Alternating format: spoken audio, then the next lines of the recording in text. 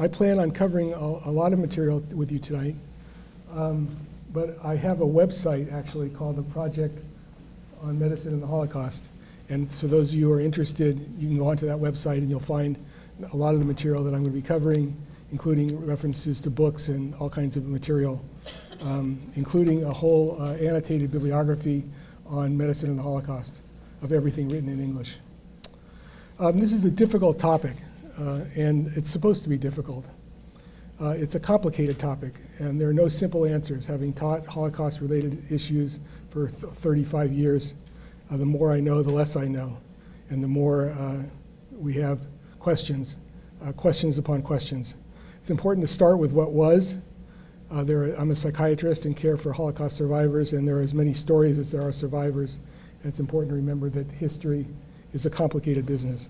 But I'd like to start off with 4 take-home messages, which I think are important, which undergird a lot of what I'm going to talk about. First of all, the Holocaust was man-made. The Holocaust was man-made. Nothing was inevitable. Nothing is or was inevitable. And people made choices. Physicians made choices. People made choices. And perhaps most importantly, something I've talked with my colleague Elie Wiesel about for many years, is in my view, there are no bystanders. There's no such thing as a bystander, and perhaps we can talk more about that. So that's what I just... So why study the medicine and the Holocaust? To understand a watershed event in the history of the world and how medicine played a crucial role, to study the ramifications of prejudice, racism, and stereotyping, to explore the dangers of silence and indifference in the face of human rights abuses, to examine the use and abuse of power, especially the role of technology and bureaucracy in Nazi medicine, to explain, I put that in quotes, the roles and responsibilities of the agents, and to appreciate contemporary parallels and warnings in modern medicine. And I plan on trying to cover most of that material. But I'd like to take you back, if you will, 66 years to the Palace of Nuremberg. This is Nuremberg, Germany, in the US sector, right after the war. At the time of this photo is taken, the Second World War is over. Between April and May of 1945, the concentration camps had been liberated by the Allied forces, uncovering untold horrors, murders, and genocide. 2.7 million of Poland's 3.3 million Jews are dead. 1 out of every 2 Jews of Eastern Europe is dead. 1 out of every 3 Jews in the world is dead. 1.5 million children under the age of 14 have been murdered. The Allies, Britain, France, Russia, and the US, had already been preparing for a war crimes trial before the war had come to an end. Justice Robert Jackson of the US Supreme Court was called on to be the chief counsel for the prosecution team. And the military leaders, the trial of the Nazi military leaders was conducted under the International Military Tribunal. Göring, Hess are tried for crimes against peace, a complicated issue, war crimes, conspiracy, and crimes against humanity. A new concept, which was that there's going to be some things that are beyond the pale, and that no matter what they're covered under, there are certain things that genocide, the murders that occurred, which are going to be crimes, international war crimes. Once the big trial, the so-called International Military Tribunal, is over, there are a series of 12 US trials, including the industrialists and the judges, which some of you know about, are conducted by US judges under US law with US prosecutors. And case 1 of those US trials is the United States versus Karl Brandt, the so-called doctor's trial or medical case. This is a murder trial. What is unusual about it is that it's a murder trial of physicians and scientists. Now, I'd like you to imagine, if you can, that you're one of 3 US judges sitting in the dock, in the trial, in the courtroom, are 23 physicians and scientists on trial for war crimes and crimes against humanity. General Telfer Taylor is the chief counsel for the prosecution team. And I'd like to read to you from the opening statement of the prosecution of Brigadier General Telfer Taylor on the 9th of December, 1946. The defendants in this case are charged with murders, tortures, and other atrocities committed in the name of medical science. The victims of these crimes are numbered in the hundreds of thousands. Only a handful are still alive. A few of the survivors will appear here in this courtroom. But most of these miserable victims were slaughtered outright or died in the course of the tortures to which they were subjected. For the most part, they are the nameless dead. To their murderers, these wretched people were not individuals at all. They came in wholesale lots and were treated worse than animals. There were 200 Jews in good physical condition, 50 gypsies, 500 tubercular Poles, or 1,000 Russians. The victims of these crimes are numbered among the anonymous millions who met death at the hands of the Nazis and whose fate is a hideous blot on this page of modern history. The charges against these defendants are brought in the name of the United States of America. They are being tried by a court of American judges. The responsibilities thus imposed upon the representatives of the United States, prosecutors and judges alike, are grave and unusual. It is owed not only to the victims and to the parents and children of the victims that just punishment be imposed on the guilty, but also to the defendants that they be accorded a fair hearing and decision. Such responsibilities are the ordinary burden of any tribunal. Far wider are the duties which we must fulfill here in this courtroom. These larger obligations run to the people and races on which the scourge of these crimes was laid.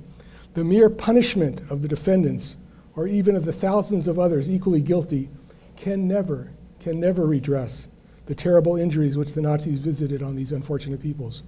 For them, it is far more important that these incredible events be established by clear and public proof, so that no one can ever doubt that they are fact and not fable.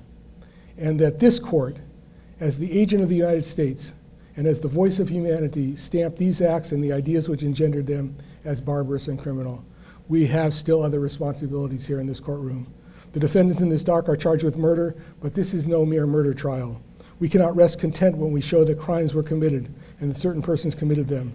To kill, to maim, and to torture is criminal under all modern systems of law. These are not ignorant men. They are trained physicians and some of them distinguished scientists. Yet these defendants, all of whom were fully able to comprehend the nature of their acts, and most of whom were exceptionally qualified to form a moral and professional judgment in this respect, are responsible for wholesale murder and unspeakable cruel torture. It is our deep obligation to all peoples of the world to show why and how these things happened.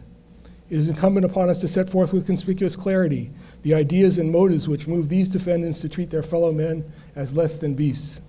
The perverse thoughts and distorted concepts which brought about these savageries are not dead.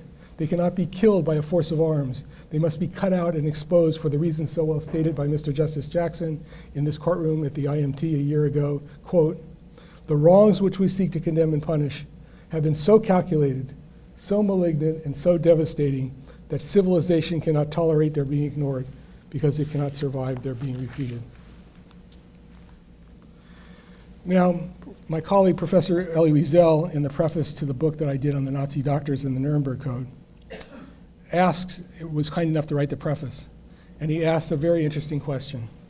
He asked, how was it possible that physicians could have been involved in these human atrocities?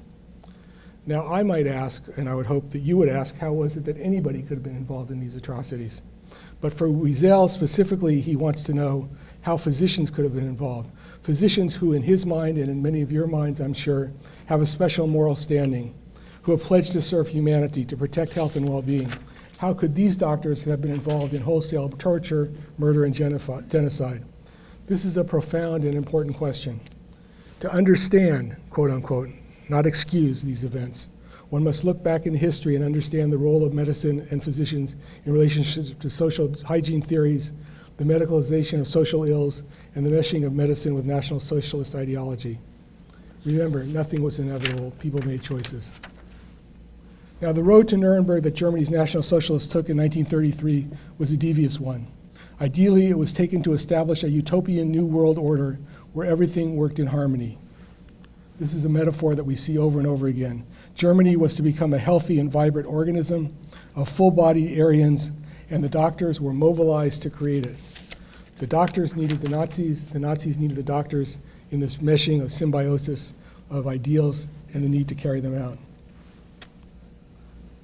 No longer like this, but like this. Medicine could be called on to help cure a Germany ailing from, quote, overwhelming social, political, and economic burdens brought on by the handicapped, incurables, homosexuals, the Jews, and the gypsies, unquote. Physicians were called on to use their medical knowledge and scientific experience in the diagnosis, the treatment, and the cure. Physicians medicalized the Nazi ideology, which led to, in my mind, a symbiosis of an idea and the possibility of its realization. Physicians were called on to repair, metaphor, the state. They formulated the theory, initiated and administered first the sterilization programs, then the euthanasia programs, and ultimately the murders and genocide. The gassings that were developed in the euthanasia program, many of the same gas chambers, and the nurses and doctors moved east to Poland and were involved in the final solution, so-called final solution. Life not worthy of living, Lebens unwertes Leben. The mentally ill had a disease requiring medical treatment and cure through the gas chambers. Physicians rose to power and flourished during this time. There was a plethora of journal articles published. There was material, the euphemism for human beings, for research and war-related studies. Now, to understand the antecedent events, we have to go back to the turn of the century. The work of Gregor Mendel, who did his work in the 1850s, was rediscovered at the turn of the century, and there was a resurgence of interest in heredity. All of human history was to be seen as a function of social Darwinism. Man's intelligence and social status were hereditary. Society must prevent the procreation of, in quote-unquote, inferior races and promote the quote-unquote superior races to stave off the decline and ruin of the European culture. On November 11th, 1918, World War I comes to an end. Almost half of all the patients in German mental hospitals have died of hunger and infectious disease.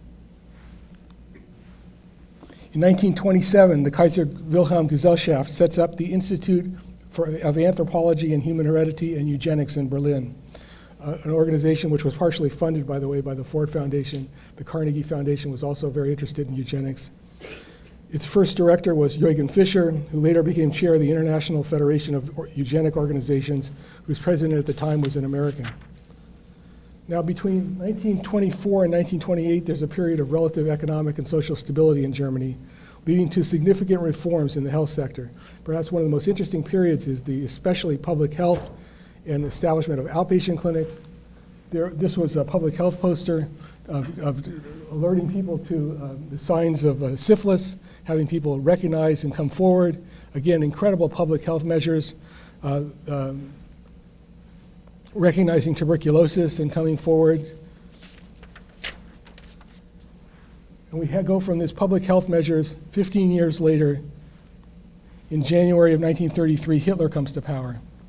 At the time when Hitler, in 1933, 2,800 physicians, or 6% of the entire medical profession, joined the Nazi Physicians League. This is 3 times the rate for the general population and 15 times higher than the number of judges who have joined. Ultimately, during the Nazi period, close to 50% of all physicians joined the Nazi Party. Physicians were not victims, they were perpetrators. They rose to positions of power and prestige. 7 times the number were members of the SS as opposed to other groups. On April 22nd, 1933, a law is passed dismissing the right of non-Aryan physicians to practice in the socialist medical system. Small steps, small steps. This is a 1935 inauguration ceremony at the Provincial Mental Hospital in Bonn and Human Genetics Institute. If you're of good Aryan stock, then you're welcomed and inaugurated. Otherwise, you're not allowed to practice medicine. But there was worldwide interest in eugenics. The Americans were at the forefront of the eugenics movement. The Nazis learned their initial eugenics from the US. This is the Third International Eugenics Congress in 1932. You see eugenics is the self-direction of human evolution. And here we have the American Eugenics Society, a eugenics program for America, in May of 1936. This is from Britain. Check the seeds of hereditary disease and unfitness by eugenics. Only the healthy seed must be sown. And then we have in 1920 a very important book by Alfred Hoch, a professor of psychiatry, and Rudolf Binding, a professor of law, a book published entitled The Permission for the Extermination of Lives Not Worthy of Living, Lebens unwertes Lebens. The Hippocratic Oath is said in this book to be a vestige of ancient times, that instead of focusing on the individual and caring for the individual patient, the health of the state must be seen over these valueless life. In this book, they argue that the quote-unquote, the empty human husks in German mental hospitals should be destroyed as a humane act. If one imagines a battlefield covered with thousands of dead youths and then our institutions for idiots in their care, one is appalled by the sacrifice of the best of humanity while the best care is lavished on life of negative worth. Now in 1908, Eugen Fischer, who leads an expedition to Southwest Africa, which is now Namibia, which was then a German colony, to study the science, quote unquote, of genetics of bastards of inferior races. In 1913, Dr. Eugen Fischer publishes a book on his research, which serves as the source of his eugenic ideas. Ultimately, there's a book, the so-called Bauer-Fischer Lenz book, which is a very important textbook, which Hitler read when he was in prison. And the 1921 Foundations of Human Heredity and Racial Hygiene, and we see that book coming up in Hitler's writings in Mein Kampf. Menschlich. This is the Bauer-Fischer Lenz book. And then, I'm not going to go into depth, but we find in Mein Kampf, the national state must set race in the center of all life. And we see all kinds of other diatribe and racial rhetoric, but essentially it's using this as a support of the racial eugenics material that was discovered. The National Socialist Party protects the people's well-being, and we see the good Anglo-Saxon Protestant, the good folk, and they must be protected and encouraged to breed, whereas the weight, you are sharing the load. A genetically ill individual costs approximately 50,000 Reichmarks by the age of 60. By August of 1939, sterilizations had largely come to an end.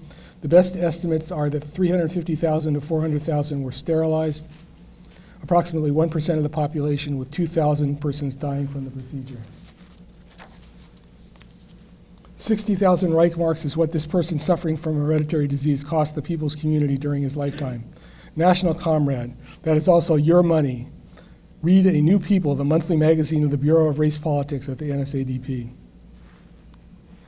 This is an extract of the 1937 National Medical Almanac showing those physicians who are Jewish, according to the first decree of the 35 Nuremberg citizenship laws. You can see this is an obstetrician. If you're Jewish, you have a colon next to your name, you're no longer allowed to practice in the national medical system. 1933, a law allowing involuntary sterilization of those with schizophrenia, epilepsy, alcoholism, manic depression, hereditary blindness, and deafness. I just gave a lecture actually last week on the treatment of the deaf during the Holocaust. It's a very interesting story which is just starting to be told. Physical deformity, but congenital feeble-mindedness is kind of a catch-all for everything, which was used as the grounds for sterilization. 1934, Ottmar von Verschuer, who was his famous pupil was Joseph Mengele, emphasizes that the physician's duty is to the state. Again, you see this not treating the individual, but treating the state. Ernst Rudin co-authored the sterilization law, quote, "The significance of Rasenhygiene, racial hygiene, did not become evident to all aware Germans until the political activity of Adolf Hitler, and only through his work has our 30-year-long dream of translating race and hygiene into action finally become a reality." And here we have the Deutsches Arzteblatt, the German medical journal. This is in 1933, and we already see the caduceus next to the Nazi.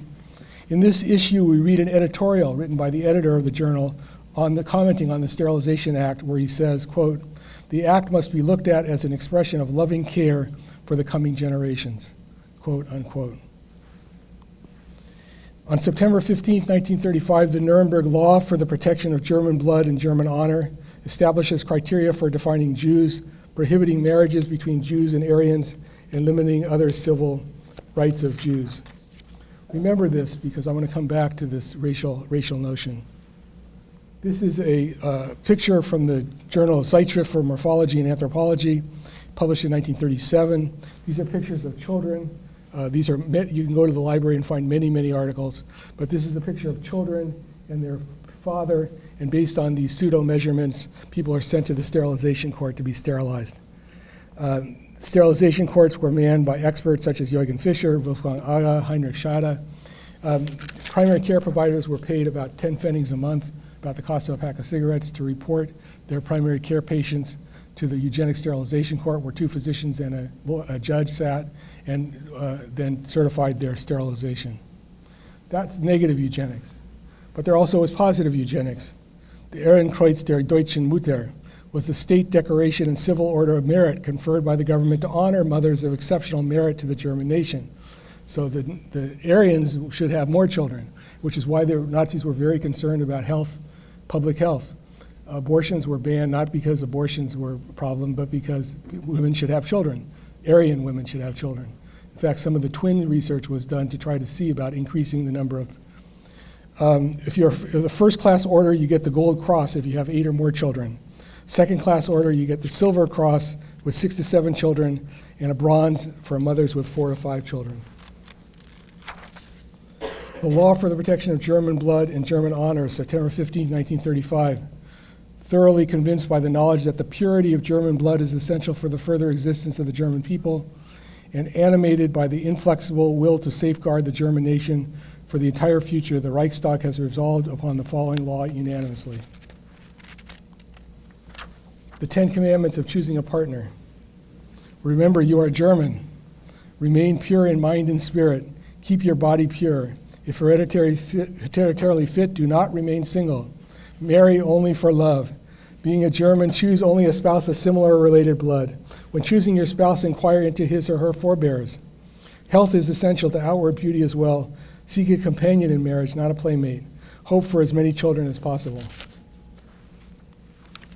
I'm not going to show you this film clip, but there was propaganda films. This is a sequel to Erbkrank, which showed the lunatics, as quote unquote, in German asylum. And the handicapped. Now, sterilization laws, as I said, were first enacted in the U.S. In 1907, the law, and it was a law for sterilization, was first enacted in Indiana. In 1924, the immigration law, the U.S. federal law that limited the annual number of immigrants who could be admitted for any country to 2% of the number of people from that country who were already living in the U.S. in 1809. So they used previous statistics to try to exclude people from Europe to be admitted to the U.S. It aimed to further restrict the Southern and Eastern Europeans who were immigrating in large numbers starting in the 1890s, as well as prohibiting immigration of East Asians and Asian Indians. Congressional opposition was minimal. 1926, Buck v. Bell, which we're going to talk about. By 1944, in the U.S., 30 states reported over 40,000 sterilizations. A disproportionate numbers of minorities and women were sterilized. And a court case, with the question being whether it was okay to sterilize. You might question who said this and where was it said. Perhaps a Nazi, I don't know. Referring to the fact that the state can draft people into military service, the court concluded, quote, we have seen more than once that the public welfare may call upon the best citizens for their lives. It would be strange if they could not call upon those who already sapped the strength of the state for these lesser sacrifices, often not felt to be such by those concerned, in order to prevent our being swamped with incompetence. It is better for all the world if instead of waiting to execute degenerate offspring for crime, or let them starve for their imbecility, society can prevent those who are manifestly unfit from continuing their kind. The principle that sustains compulsory vaccination is broad enough to cover cutting of the fallopian tubes. 3 generations of imbeciles is enough. This was the U.S. Supreme Court case of Buck v. Bell in 1927, where Oliver Wendell Holmes wrote the opinion saying it was constitutionally okay to sterilize Carrie Buck, who, by the way, probably wasn't even retarded. This is Carrie Buck and Emma Buck. So sterilizations and eugenics was going strong in the U.S. You might wonder who said this. The Jews are a highly inbred and psychopathically inclined race whose defects are almost entirely due to heredity. That Jews disagreed with his diagnosis simply confirmed its validity. The general paranoid attitude of the race is shown in an almost universal tendency to fail to appreciate the point of view of one who opposes them. This is the U.S. Health Service physician in charge of examining immigrants on Ellis Island in New York in 1923.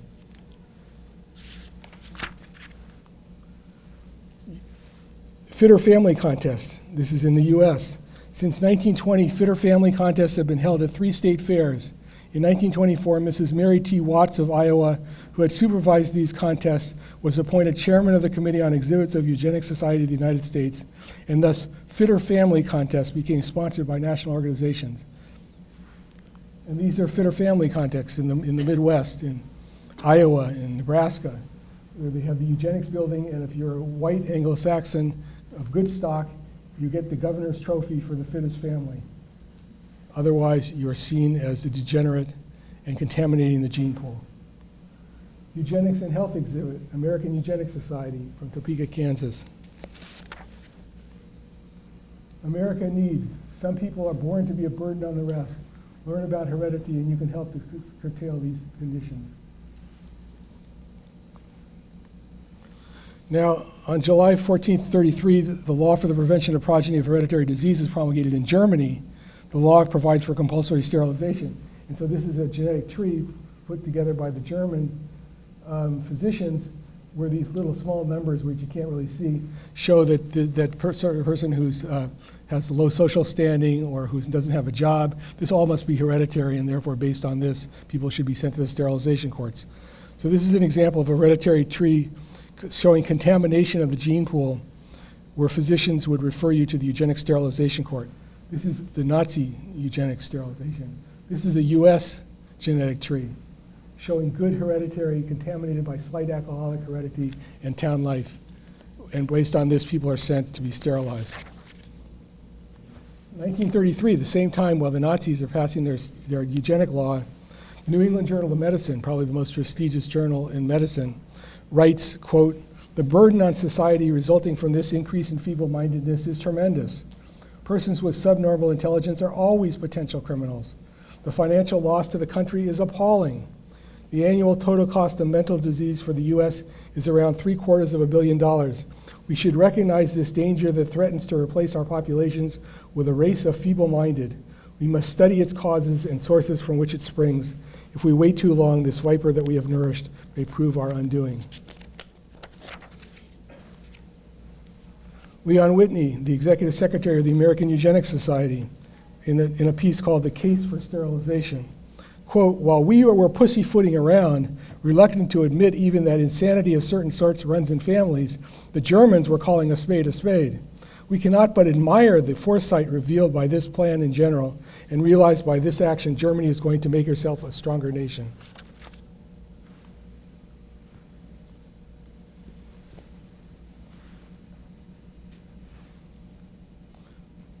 Hitler ordered the sterilizations move on to the euthanasia. Hitler ordered the program in September of 1939. Actually, it was predated. It began with children. The August 18th decree, so the Nazis moved on from the sterilization to the eugenics program and sterilizations to the euthanasia program, quote unquote euthanasia, beginning with the children and then broadening to include adults. On August 18, 1939, the ordinance for the Ministry of Interior orders physicians and midwives to report newborn babies with deformities, thus beginning the child euthanasia program. From 1939 to 1941, 70,253 were put to death by starvation, by lethal injection, by asphyxiation. The killing methods are perfected using poisonous gas chambers. By the completion of the euthanasia program, it's thought that 200,000 people have been murdered.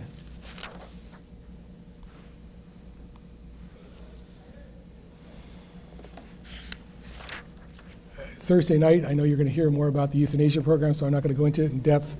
But Tiergartenstrasse 4, which is the Tiergarten Street, which is where the headquarters of the euthanasia program were.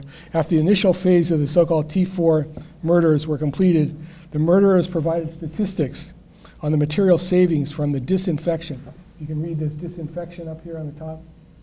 You can see that. So, disinfection is a euphemism for murder. The murderers calculated that by disinfecting this number of patients, this is how much food you save. Butter, margarine, etc. Because you no longer have to feed these quote-unquote useless eaters.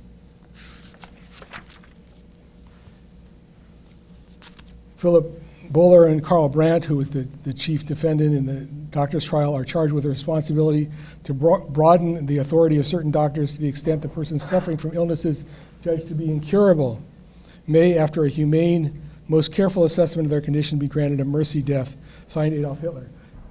Hitler didn't sign many things, by the way, but this is one that we document that it actually signed.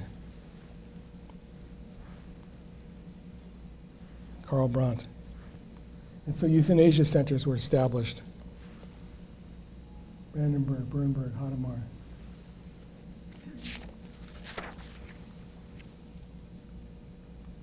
I know you're going to talk more about this.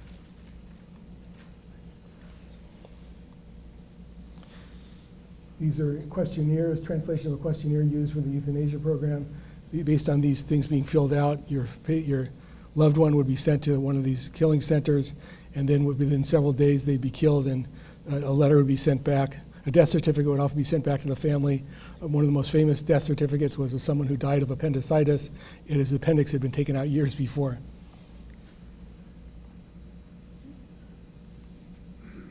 And we see Joseph Mengele. This is one of the group shots at one of these euthanasia centers.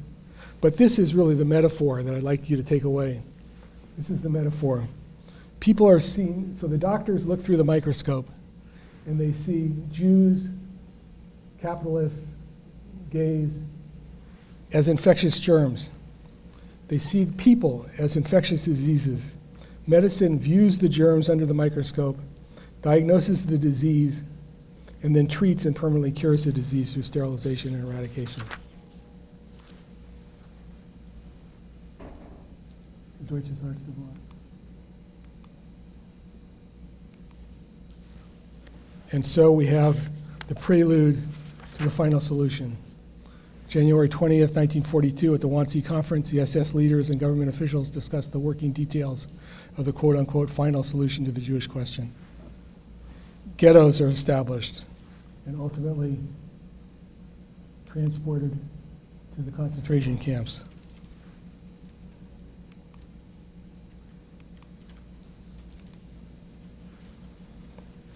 Auschwitz, Birkenau. Auschwitz 1, 2, and 3, Birkenau, the killing center. Physicians selected at the ramps. Physicians were the ones who pointed, go to the right, go to the left, who would be killed and who would be alive. The syringe needs to be in the hand of the physician, it was often said. Physicians were involved in all aspects. And in case there was any question about this, this is an organizational chart from the Nuremberg doctors' trial, translation of which shows Hitler, and all of these people are all physicians involved in all aspects of the Nazi command structure. Now, one of the questions that I worked on survivors for many years, and then I worked on perpetrators for a long time and wrote a book on that. And the question that comes up is, how do you explain the perpetrator? I thought I would allude to a little of this material. Are there necessary and or sufficient conditions which can be identified? Are there predictors? Why are physicians more susceptible and more involved? A profound question. And are there preventive strategies? So I spoke in one of the classes this afternoon and brought up some of this material, but it's very distressing. The question is, which of these variables are predictable or associated with the perpetrators? Were perpetrators mentally ill? Were perpetrators have a certain personality? Were they sadistic? Again, what's necessary and what's sufficient? Are any of these traits sufficient alone to explain the perpetrator, or whether some are necessary? History of child abuse or neglect. All of these things have been suggested. Educated, illiterate, religious or non-religious, male or female, politics left or right. And after a study of this material, what we can say with good certainty is nothing is predictable. Nothing is predictable. I don't know if that makes you more comfortable or less comfortable, but nothing is predictable. There's no sufficient conditions that predict who's going to be a perpetrator. But there are themes. There are individual themes and there are group themes. I think that there are perhaps necessary conditions to explain the perpetrators. I think in all situations where there are these perpetrators, the Nazi doctors included, there's an element of dehumanization, of seeing the other as somehow less than oneself, dehumanization. These situations we see doctors who are able to split, who talk about themselves as the Auschwitz personality and the personality that goes home and listens to Wagner and eats schnitzel and then goes back into the camps and is a different person. It was not so successful, though. There was numbing that was required, a lot of alcoholism and a lot of numbing of what occurred. A sense of omnipotence and, of course, medicalization. It was much easier to think that this was a medical problem. That the Nazi doctors were believers. They thought that they were actually saving the Reich by maintaining the health of the good Aryan and getting rid of the non. And there are also group phenomena that we know about. Obedience to authority. Again, people made choices. Nothing was inevitable. But there's a selection process to try to get people who are obedient to authority, diffusion of responsibility, theories of aggression. I'm going to leave this for now. If you have questions, we can talk more about the perpetrator. But one of the most difficult questions is, why were physicians more involved? Why are physicians more involved all over the world, today as well? So I run a center for survivors of torture and refugee trauma, where I care for Holocaust survivors, but I also care for patients from Rwanda, Burundi, Sierra Leone, Somalia, the Sudan, Congo, Iraq, Tibetan monks. And all these situations, we find the regimes wanting physicians to be involved. It medicalizes and allows things to be done that otherwise couldn't be done. But why are physicians vulnerable? This is a very difficult question, and there's no simple answer. But as the psychoanalyst in me, I have certain thoughts. And when I've gone around the world lecturing on this, a lot of the doctors in the audience don't like this list, but I'll put it out for whatever it's worth. So I think doctors are excellent at compartmentalization. They're excellent at compartmentalization. Again, some of this is constructive. They have to be able to compartmentalize. So some of it's part of their practice, but they become very expert at compartmentalizing their lives and compartmentalizing their treatment. I think that at an analytic kind of level, unconsciously, there may be a sadistic, voyeuristic quality to medicine. The analysts like that, but the doctors don't. There's a repression of violence. I don't know if you thought about medicine, but medicine heals through hurting. So it's like a remarkable thing when people go into the operating room and take a knife and cut somebody's chest open. Generally, you get thrown in jail for that. But that's an incredibly violent activity. Physicians are excellent at using science to objectify. Physicians are excellent at using metaphors and euphemisms, which we find the Nazis using, as well as the doctors in these political regimes. They're excellent at justifying and rationalizing. They are able to medicalize, and I think that there's an undergirding narcissistic grandiosity to many physicians. But what do we know about perpetrators? Possibly there are necessary conditions, but there are no sufficient conditions. There doesn't appear to be absolute predictors, but again, nothing was inevitable. Choices can and were made. But remember, to explain is not to forgive, justify, condone, or exonerate. Now, I've just finished a new book on the Jewish physicians in the ghettos and camps, which is another interesting chapter which has not really been told. But what Jewish physicians did in the ghettos and in the camps with no medicine, needing to triage, making horrendous decisions as to whether one sends somebody to the infirmary where they're going to be killed or allow the typhus to spread to everybody in the barrack, whether one does, what one does in terms of public health measures to protect all the people in the ghetto versus the individual. The question of whether one should assist the Nazi doctors or falsify the information or falsify or steal drugs when there was only an amount of drug that was insulin, for instance, for a small number of people. Do you give some people half the dose of insulin, or do you give the insulin hoping that there will be new doses of insulin smuggled into the pregnancy? If you became pregnant in the camps, you were killed. So Jewish physicians conducted abortions and actually killed newborns to save people from being killed.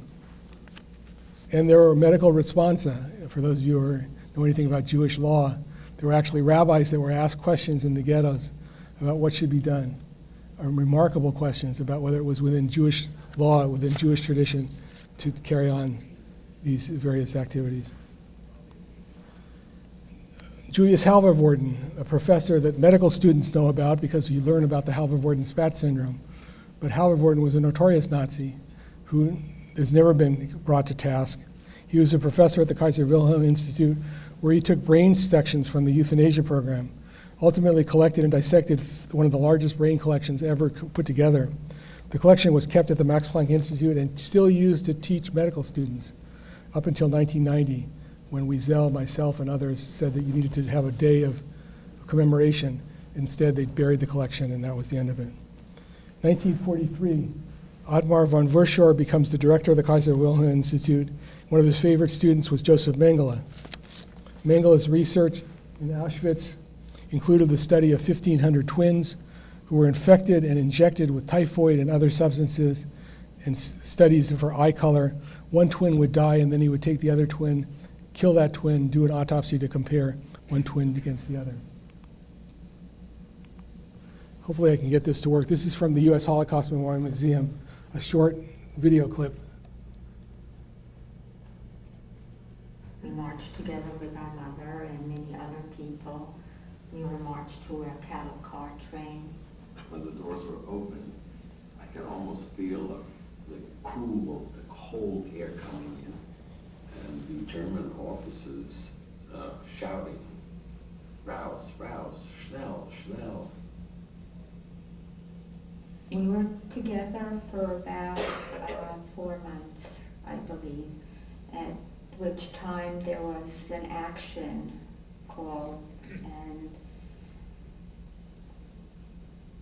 a few twins and perhaps some doctors and nurses were separated, and Renee and I were at that time separated from our mother.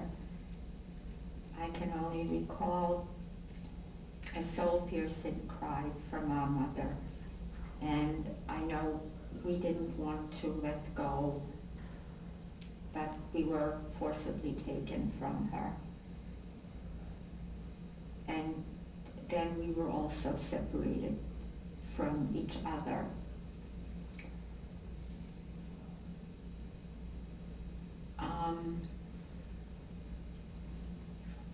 It was only later on that we learned that that entire lager,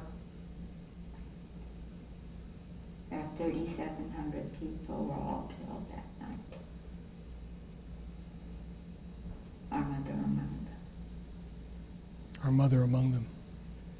When I got to the infirmary, what I remember is I always had to get undressed and being put between two cold plates, which I know were called Röntgen machines. I think that's X-ray.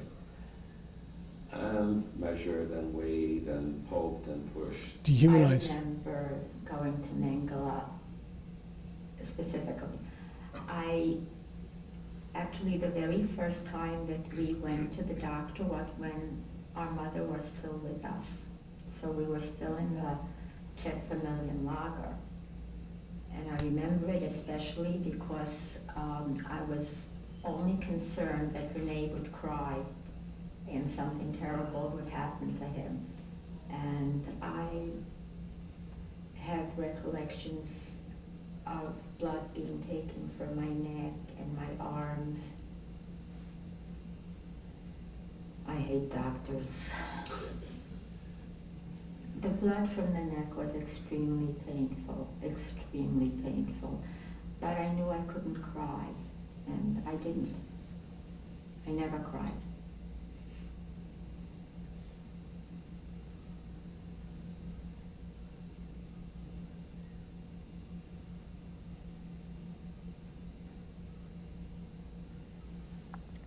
I also was motivated to keep myself going by the fact that I knew that she was somewhere out there.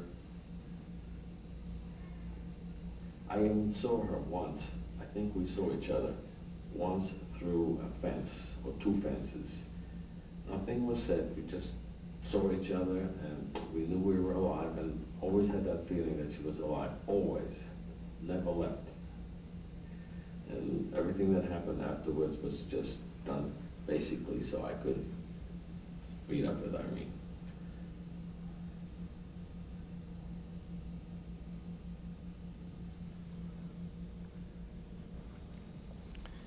In May of 1945, the war comes to an end. Only 15% of the patients in mental hospitals at the start of the war survive. More than 38,000 physicians, almost half of the doctors in Germany, have joined the Nazi Party. 26% of the physicians were members of the SA, and more than 7% of all physicians were members of the SS. This is compared with less than 0.5% of the general population. In November 1945, the International Military War Crimes Tribunal begins. Subsequently, under the Allied auspices, the 12 additional trials begin. This is Karl Brandt on December 9, 1946. The prosecution opened this case. By the way, that's that organizational chart that I gave you a translation of. The United States versus Karl Brandt, the doctor's trial begins. After 8 months, 139 trial days, 11,000 pages of transcript, on July 14, 1947, the closing arguments for the U.S. were delivered by James McCaney, the chief prosecutor of the medical case. The final judgment was delivered after the conclusion of the trial on July 19, 1947, by presiding Judge Beals. The indictments had primarily been for war-related human experimentation. The physicians were essentially not tried for the eugenics, the euthanasia program. It was essentially for the human experimentation that was conducted. Human experimentation, which was done in the camps, all real and serious scientific questions which were being asked by and discussed by military medicine throughout the world. High-altitude experiments were conducted in the Dachau concentration camp in 1942 by Drs. Rascher, Ruff, and Romberg. The Germans were concerned that the British would fly at a high altitude, and the question is when to open your parachutes, depending on the oxygen. So the physicians took these photos, by the way. These were terminal experiments. People died in these experiments. Physicians took photos where Nazi physicians used specifically designed low-pressure chambers, mimicking 68,000 feet to study the limits of the human body. Experiments continued until the prisoners lost consciousness, their lungs exploded, and autopsies were completed in these what were called terminal experiments. Ice water experiments, freezing experiments were conducted. The question was, if you fell into the Black Sea, how would you raise the temperature of hypothermia? Studied the effects of hypothermia and rewarming. The experiments were conducted by the German Air Force at Dachau concentration camp by Drs. Welz and Rascher. A specially constructed ice water tank was developed for these experiments. Prisoners were kept in freezing water for as long as 7 hours. When I was in Dachau, I got these measurements. These are the actual medical records of these patients, which I was able to see. Measurements of the heart rate and respiration were taken until 90 human prisoners died. The Ravensbrück experiments. This is Leo Alexander, who was one of the chief consultants to the prosecution team. The use of sulfonamides and other antibiotics were to be studied. So they took women from the Ravensbrück concentration camp, broke bones and muscle, filleted muscle, infected their wounds to try to mimic wounds that might occur during the war, and conducted these experiments on the women who were deliberately infected with microorganisms. Prisoners were selected for the typhus experiments, and because of a lack of culture media, because they didn't have the ability to make culture media, they kept a supply of the typhus by using what they called human farms. So they would infect one prisoner to the next prisoner to maintain the organism for study. Seawater experiments were conducted to see if you could live on seawater. German Air Force and Navy at Dachau in 1944, under the supervision of Becker, Freising, and Schaefer, conducted experiments to test the possibility of the pilots shot down living on seawater. Prisoners were fed or injected with seawater until their electrolyte imbalances caused seizures and cardiac arrest. Perhaps one of the most disturbing of all, at Auschwitz in 1943, Dr. Siever and Rudolf Brandt supervised the killing and defleshing of 115 Jewish prisoners to create a skeleton collection, because you see the Nazi doctors thought that there would be no longer any Jews to teach medical students about the history and anthropology of an extinct race. So they killed and defleshed to create a skeleton collection, which was still being used to teach people in Germany again until we actually asked for the burial of those skeleton collections. This is the Pernkopf anatomy collection. So for physicians, when I give this lecture, have tears come to their eyes because of the beauty of these. Many people learned, in fact, if you go to the medical library at BU, you find the Pernkopf anatomy text. Professor Pernkopf was the chair of anatomy at the University of Vienna. 1,400 cadavers taken from the SS were used to create this anatomy textbook. But what you don't find is this edition of the textbook, because this is the 1953 edition. And if you look carefully, you see the swastika of the illustrator. That's airbrushed out of the future editions. The military tribunal continues with the documented proof of war crimes and crimes against humanity, and proceeds to the question of the permissibility of medical experimentation, and concluding with the enumeration of a 10-point code later to be known as the Nuremberg Code. The Nuremberg Code sets out the scope and limits of human experimentation, focusing first and foremost on the rights of human subjects. Interestingly enough, there was previous codes of ethics, in 1900 Prussian Code and in 1921 Reichstag, which were probably more restrictive than the Nuremberg Code. In fact, the question was brought up at trial, what were the standards of doing research in the US, because the Nazi defendants, lawyers, put research studies that had been conducted all over the world which were in direct violation of the Nuremberg Code. In fact, the AMA passed about 3 months before the start of the trial a 3-point code of ethics because there were no codes in the US. In fact, there was research that was done often without consent and often on prisoners. The judges in fact, the question is in this murder trial, why do you find this nuanced code of ethics at all? And the judges were very disturbed by what they heard at the trial, in my view. You would think that this would be a murder trial, guilty, and then sentencing. But the judges understood the international importance of this material. In fact, the Nazis, one of the initial early laws they passed was an animal experimentation law. And of course, the ultimate irony being, had the Nazi physicians seen the human beings as animals, they wouldn't have been able to conduct the research. The Nazis said, yes, we did racial hygiene, but look at the US racial hygienists and the sterilizations that they did. They cited Buck v. Bell in 1927. They said if 1/4 to 1/8 of your background was Jewish, you were Jewish for the Nuremberg laws, but in the US, if 1/32 of your background was black, you were considered black for the anti-misogynist laws in the South. No blacks were allowed into the American Medical Association until the 1950s. In fact, black servicemen who liberated the camps were in segregated units. While the Japanese servicemen liberated the camps, their families were being interned in California. Germany had its Nuremberg racial laws, but in the US, by 1940, 30 states had laws against interracial marriages. By 1907, the US had mandatory sterilization laws. 60,000 people, again, were sterilized in the US. These compulsory sterilization laws were often conceived and crafted by physicians. So, what were the arguments that were put forth? So one of the things I did was I went through the entire trial transcript, which is published in this book that I did on the Nazi doctors in the Nuremberg trial, and looked for all the arguments that the Nazi doctors put forth in defense of what they did. So a lot of it is skewed, but a lot of it is quite distressing and disturbing because these are the same arguments that the US who violated ethics were making, and even we hear echoes to today. So I'd just like to go over a few of these arguments so you get a flavor for what the Nazis argued. The Nazis argue that research is necessary in time of war and national emergency. Military and civilian survival may depend on scientific and medical knowledge derived from human experimentation. Extreme circumstances demand extreme action. The Nazis argued that the use of prisoners as research subjects was a universally accepted practice. Quite true, by the way. The Defense Council cited examples of human experimentation on prisoners throughout the world, with particular emphasis on research conducted in the US penitentiaries. The experimental subjects were selected by the military leaders or the prisoners themselves. An individual's physician could thus not be responsible for the selections. Not only was that not true, but this is a variation on the so-called Führer argument, which is that you're just following orders. One thing was established once and for all at Nuremberg was that everybody's responsible for their own actions.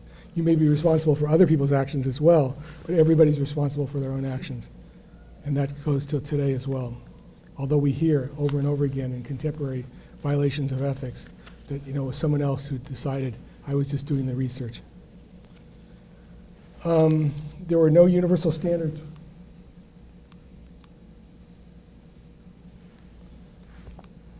There were no universal standards for research ethics. Standards varied according to time and place.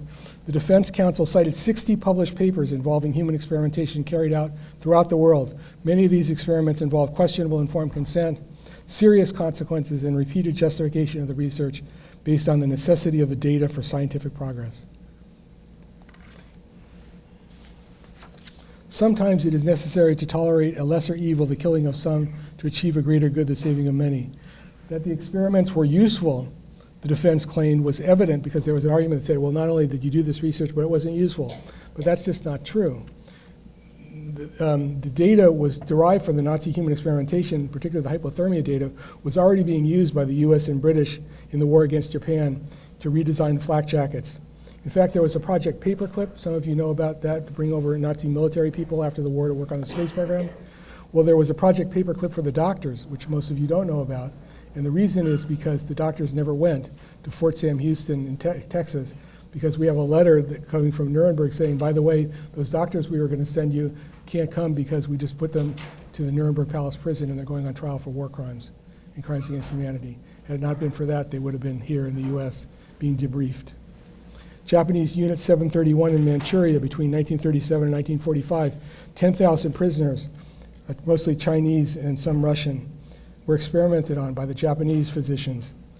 The Nazis called the Jews Untermenschen. The Japanese called their subjects Maruta, logs of wood. Without human experimentation, there would be no way to advance the progress of science and medicine. Without human experimentation, there would be no way to advance the progress of science and medicine. The Willowbrook studies, which were done in 1950s in the US, where Saul Krugman from NYU Medical School infected mentally retarded individuals at Willowbrook State School on Staten Island with live hepatitis virus, because he said they were all getting hepatitis anyway, and so he wanted to infect them under controlled circumstances to study a hepatitis vaccination. There would be no way, without human experimentation, there would be no way to advance the progress of science and medicine. The Jewish Chronic Disease Hospital in 1965, Sloan Kettering conducted in research at the Jewish Chronic Disease Hospital in Brooklyn in 1965, injected chronic nursing home patients with live cancer cells without ever telling them. The only sad part was that at the death, many of them turned out to have cancer. And then, of course, the Tuskegee syphilis study, which we're going to hear about in a couple of days, where between 1932 and Initial was established in 1932 by the U.S. Public Health Service. So we have NYU, we have Sloan Kettering, we have the U.S. Public Health Service, where in Macon County, Alabama, some 412 men with syphilis were told they had bad blood, not told they had syphilis. The study was supposed to go on for 6 months to a year and lasted 40 years, but of course in the interim, in the 40s, penicillin was discovered. And not only were these men not treated, but it's even worse. They were told, the doctors were told, if one of these people comes to your practice with a strep throat, don't treat them with penicillin because you'll ruin our natural study. Many of these men went on to infect their wives and subsequent children. 285 died when the study was stopped in 1972. And then, of course, the recent revelation of U.S.-funded research conducted in Guatemala, where people were deliberately infected with venereal diseases. So some of the contemporary parallels, each one of these is a talk unto itself. But the physician as the agent of the state, we must remember that that's what happened in the eugenics program in Nazi Germany. We have a call for physician-assisted suicide and euthanasia in the U.S. A very dangerous move, I think, which we can talk about in questions and answers if you'd like. Physician-aided killing and capital punishment. Why do you need doctors to give lethal injections for people in capital punishment? Independent of whether you believe in capital punishment or not. Why do you need doctors? You don't need doctors to kill people. Because I think that there's a medicalization, a sterilization, a purification, somehow saying that this is acceptable because it's a medical activity. Military medicine and dual loyalty. Physician involvement in torture. In 130 countries in the world, physicians are involved in certifying, saying it's okay to continue the torture, not documenting torture, or being actually involved in torture itself. Screening for genetic diseases and genetic engineering, a delicate matter, but the question of eugenics and what we know about eugenics today. State-prescribed reproductive policies, for instance, in China. Medicine and economic pressures. Research ethics and stigmatization and dehumanization. On August 20th, 1947, at the conclusion of the trial, 15 of the defendants were found guilty. Sentencing was pronounced the following day. 7 were hung, 5 received life sentences, and 4 received sentences of 10 to 20 years. I followed up on every one of those doctors. After commutation, none of the defendants served more than 10 to 20 years. Some eventually went back to the practice of medicine. Others returned to their professorships or went to work for the German pharmaceutical industry. Few, if any, of the victims were compensated. Nothing was inevitable. Nothing was inevitable. Medicine played a crucial role. Physicians made choices, and there are no bystanders. Let me read to you from the opening statement of the Brigadier General Telford Taylor. It is our deep obligation to all peoples of the world to show why and how these things happened. It is incumbent upon us to set forth with conspicuous clarity the ideas and motives which moved these defendants to treat their fellow men as less than beasts. The perverse thoughts and distorted concepts which brought about these savageries are not dead. They cannot be killed by a force of arms. They must be cut out and exposed for the reasons so well stated by Mr. Justice Jackson. The wrongs which we seek to condemn and punish have been so calculated, so malignant, and so devastating that civilization cannot tolerate their being ignored because it cannot survive their being repeated. Justice Jackson. And so we have the fate of the children.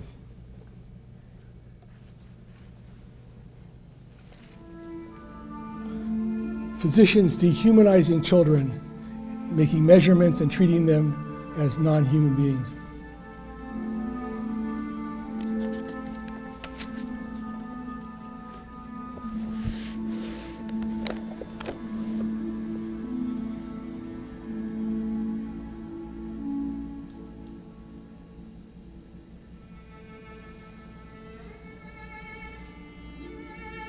Children separated from their parents to be used for human experimentation, told they were going to go on a trip. Measurements done by doctors.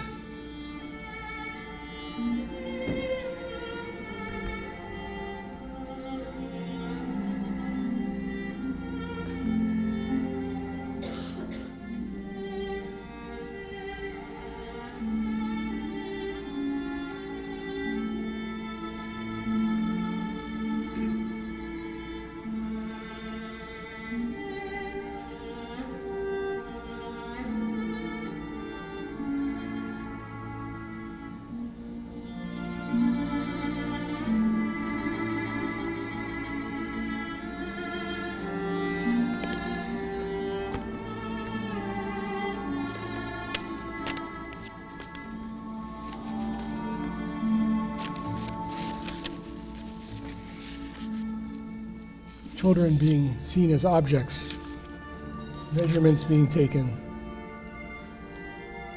doctors conducting experimentation.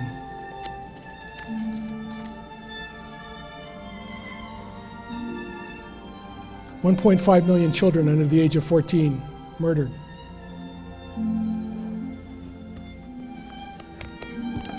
The glasses from those who were killed.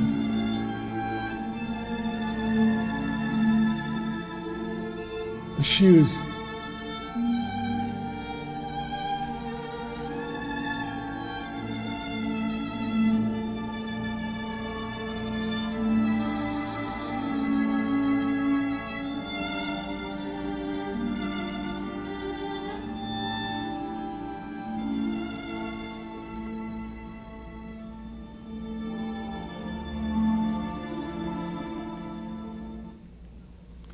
Thank you.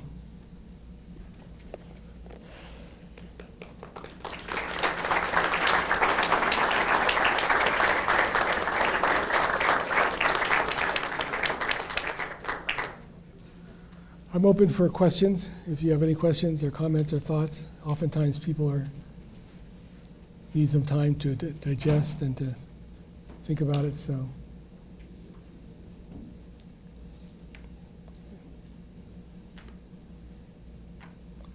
yes. I'd like to ask a question about the pre-war German medical situation. Was there debate? Was there much back and forth about the ideas about eugenics? And was there Yes, there was. There was. And there were the true believers and the non-believers. But again, this was an international eugenics movement. But Germany was at the height of science. Doctors weren't real doctors unless they went to Germany. You talk to refugee doctors here in the US, they say they went to Germany as if they went to study medicine. And then they came back and talked about how they went to, German medicine was in the forefront. Germany was in the forefront of science and medicine. So, but there was a strong eugenic movement again, which was international, and the Nazis just took it to its ultimate extreme. But they thought what they were doing was good. They thought that they were protecting the German people. Yep. You made a very interesting point about the legacy of some of these experiments, the use of the brains, the use of the skeletons. Yeah. But you also suggested that there was no real use to the data collected by the Nazis. No. Actually, what I said is that much to the fact that many people say there was no use, and in fact, not only was it bad, horrible ethics, but it was bad science. there is a problem with the science. I've seen the actual medical records and the points, et cetera, et cetera. But the data was used, there's no question about it, was used by the US, so it's not a question of it was used.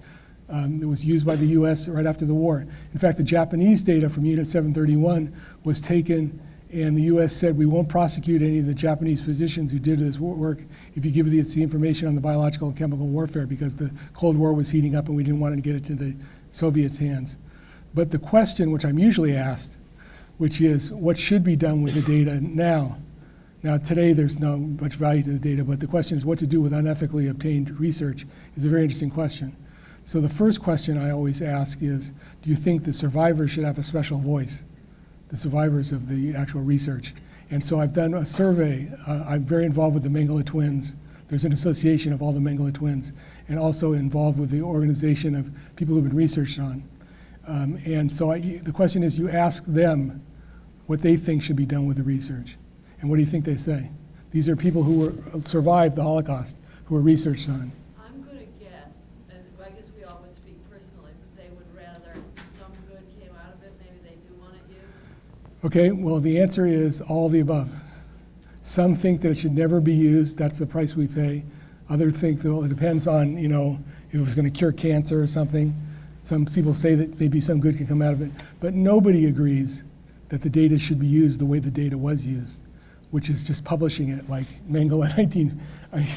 There has to be a letter, there has to be something that says that this was obtained the way it was. It should never have been obtained, it should never have been done, but now we're using it because of the importance of the information. So it's a difficult question. In my ethics classes, I often ask people to write on can you derive good from bad, and so there's a question. Now, from a Jewish law perspective, by the way, rabbis have been asked this question from a halakhic Jewish legal perspective. And what do the rabbis say? The rabbis say if it could save a life, it has to be used, which is a little distressing to some of the Holocaust survivors. Again, not justifying or condoning how it was obtained, but if it can actually save a life, then it must be used. So anyway, it's an interesting question, an interesting topic. Yes? Could you talk a little bit more about what you think the lessons are for training physicians now? Yeah, I think that there are many legions of, I think that one of the things is that, the slide that showed that people are being weighed down by, remember that slide? Being weighed down by the retarded, well, there's a sense that we actually, I often have this vision of managed care when I see that. Because it used to be that medicine was about delivering care to people. Today, medicine is about collecting premiums but never seeing a patient. The only good patient is a patient who pays their premium and is never seen. If they get sick, you don't want them in your plan. And if they are sick already, you don't want to let them into your plan. And if they get sick, you want to get rid of them. So this is the idea of treating the population, treating the group, as opposed to treating the individual. And I think that physicians are more and more being trained to take that into consideration. That's not to say we shouldn't be concerned about cost, et cetera, but you have to be the advocate for your patient. And so increasingly, people are trying to get physicians to do just what the Nazis wanted, was to see the Volk. Hitler was called der Arzt der Volk, the physician of the people. There's a whole medicalization. And so I think that I find this to be very distressing, that this is what we've come to, is that, the first consideration is the cost to the plan, or even in a capitated system, that you're supposed to think that if I spend money on you, then I'm taking it away from someone else, and there's a capitated system. So there's room for quality assessment, for markers, benchmarks, et cetera, but I think that it's not being very well communicated. So I think there are many messages, primarily being the individual being sacrosanct, treating person as, I see every day, when I'm on rounds, I say, it's not the schizophrenic patient, it's Mr. Smith, who also happens to be a patient, who also happens to have schizophrenia. What defines him, just like survivors, I care for survivors. Survivors, that isn't what defines who they are. It's Mrs. Schwartz, who also happens to be a patient, who also happens to be a survivor. But survivor is not how you label them. You label them as a person with a full life, with a family, with loved ones, et cetera, et cetera. So, this is but ultimately, you need role models. Being involved in medical education for the last 35 years, role models are the whole thing. You can do all you want in terms of teaching, and I've taught medical ethics for all these years. You can do all you want, but once people get on the wards and see the attending physicians act the way they act, and when you have the senior attending physician, so, you know, when I wanted to give a talk on this material and compassion, the head of internal medicine at an unknown hospital told me, he said, you know, we only have 36 grand rounds slots, and we can't waste it on this. We have more important things we need to talk about. So, yep.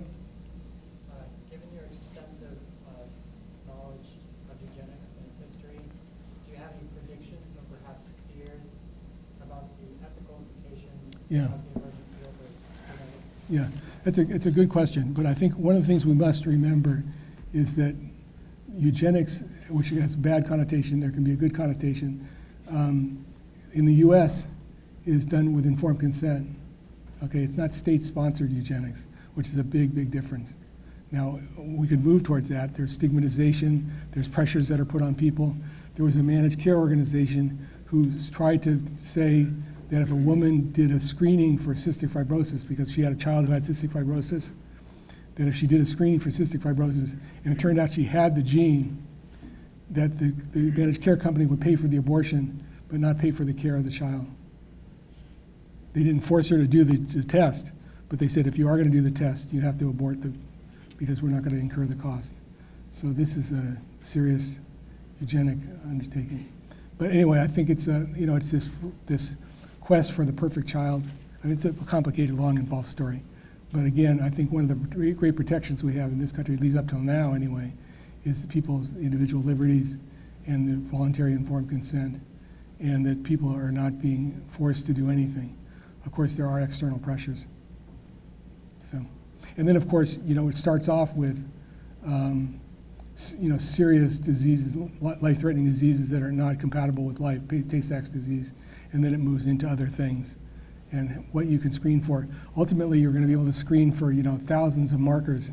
Now, the markers are not going to be autosomal recessive or autosomal dominant, single gene mutations. They're going to be a complex interrelationship of environment and probabilistic notions, so it's going to be very, very complicated. But increasingly, we're able to actually get a blood sample from a woman and through fancy cell sorter techniques, actually take the cell that the fetus gives off a cell every so often into the maternal bloodstream, and we can actually find that cell, and we can do a genetic analysis on that cell. So ultimately, doing a genetic screening is going to be no different than getting a blood sample. When you come in for your prenatal vitamins, you get a blood sample, and we can do a test for 1,000 different genetic markers. So it's going to become much faster, much easier. And then the question is how people are going to use that information, or are they going to be overwhelmed, and what kind of counseling? There aren't enough genetic counselors in the country to do the genetic counseling that we have now, leave alone the explosion of genetic markers and things. So, good question. Yeah. You spoke earlier on the importance of role models in the medical field. Yeah. I was just wondering, have you come across, in your studies of this, have you come across any evidence of role models, maybe during that period of 1933? Role model, and when I say role models, are physicians that disagree publicly with the medicalization of Nazi ideology? Yeah, there were. It's not a story that's been well told. But there clearly were physicians that put their lives at risk. I mean, the whole issue of the rescuers, which is a whole very, very interesting topic, which we could do a whole lecture on. But that's an interesting question also. These are the so-called righteous Gentiles who took people into their house and protected Jews put their entire family life at risk to save Jews. And it's an incredible story for no monetary gain. And there's some interesting research on that too, which is how do you predict who's a rescuer? I'm sure if any of you know that literature. But it turns out you can't predict who's going to be a rescuer either. So people who had Jews who they knew, people who had other family members, people in their community who took in Jews, there's nothing that's predictive. And if you ask most of the rescuers why they did what they did, they said they just couldn't live with themselves if they didn't. So it's really a remarkable story. Well, one more. Yes, I know there were doctors involved in the torture in U.S.-backed dictatorships Yes. in Latin America in the 70s and Yes, 80s. yes, there partly were. to keep prisoners alive long enough to give Yes. information. But has there been a role of the doctors in enhanced interrogation? Yes, and, absolutely. And in Abu Ghraib and Yeah, elsewhere? And yeah. also generally in all these areas, have those doctors and the people who directed them, been held accountable. U.S. officials, ever faced trial or Yeah, punishment? yeah. It's a good question. Had you been to the class in the afternoon, I showed a film actually of just that, of Abu Ghraib and Argentina and Uruguay. But the doctors have been involved and are involved in various aspects of torture, including, the goal of torture is not to kill. The goal is to break the mind, the body, and the spirit. So physicians monitor, say, no, you can continue or you can stop. But physicians have been involved. And I was one of the few doctors who actually reviewed under a lawsuit the medical records of Guantanamo detainees, which required a lawsuit for the lawyers who represent their own clients to get access to their own medical records. Amazing thing. But clearly there was evidence of physician involvement in psychological, so-called enhanced interrogation, waterboarding, which is a clear violation of international law. So there's some serious problems. I brought a lawsuit, it was the named lawsuit against the head medical doctor down at Guantanamo, because I said that he should lose his license. Suffice it to say that didn't happen, but anyway, so there's a whole group of us that are involved in trying to hold people accountable, getting information. I never thought I'd have to defend the U.S. I mean, to have to defend the U.S. for what they've done. It's just outrageous and criminal what's happened in these intense interrogation. I mean, it's just. It raises the question of the legitimacy of using the data that's generated from those. Well, what we do know for sure is that, first of all, the military is against it, because the last thing they want is to have our soldiers be put at risk. Second thing is that the people who know about interrogation, the FBI and people, will tell you that that's not the way to get information. What you want to do is engage people, not torture them. And thirdly, people will say whatever they need to say in order to not be tortured. So it doesn't work. It's unethical and wrong, independent of anything else. Well, there was one practical success with it. It was used partly to generate false confessions to justify the invasion of reaffirm false information. Yeah, yeah. Okay, well, thank you so much for your time, and